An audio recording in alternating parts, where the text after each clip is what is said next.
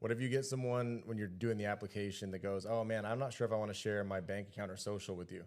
Yeah, so I actually just got that. I heard it. That's why I was asking. Yeah. So first off, I always compare the application process to applying for a car. So I'm like, this is just like applying for a car loan. I'm just gonna need some basic information. Well, the carrier will. It's gonna be name, address, phone number, social, email, state you were born in, okay? If we get a pre-approval, we're gonna lock in the rates we're looking at. And then from there, we're gonna put down whatever day you want the policy in force, the beneficiary to send the money to, and then whatever method of payment on file, right? And so you gotta set the proper expectations. Now, if you still get the banking objection, honestly, it's super simple. Like the guy's like, well, why do you need my bank account? I said, well, dude, you're not going to come over to my house and mow my lawn every single week, right?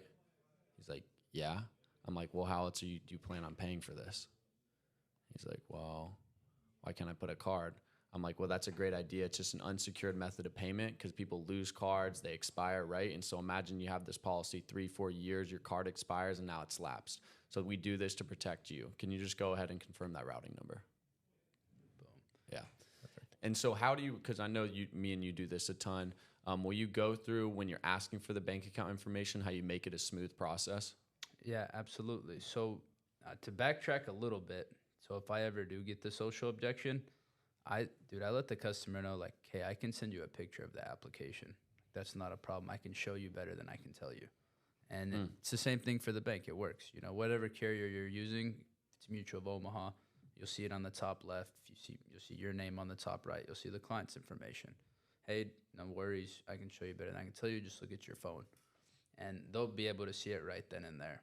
Now, in regarding the banking, the way I set it up, you know, it was after hundreds and hundreds of presentations of dealing with the objections. So I confirmed the beneficiary, and then I pretty much say, so hey, so it shows here we're tracking at the preliminary guidelines for the $5,000 benefit. $10,000 accident, you know, for a total premium of $55. Does that sound right? That's what you have on your piece of paper? Mm-hmm. Perfect. And this next part here is going to be for the effective date of the coverage. So they're going to give us two options here, Wiley. We can either have this go into effect immediately like most families. They'll draft it in the next 24, 48 hours and you'll be covered. Or if that's going to be an issue and you have to wait, you know, we can put it for Social Security bill on like the 1st or the 3rd. You know, is it immediately going to be a problem for you, Wiley? No.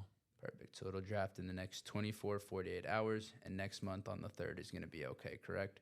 Mm-hmm. Perfect. Now, this next part here for the financial institution, what is the name of the bank you handle everything with, Wiley? Chase. Perfect. That's who I use too. And it looks like we are partnered with them here in the system. I got the routing number pulled up. You know, it begins with 0843. Yeah. Is that what you have on your end? Let me grab my checkbook. Perfect.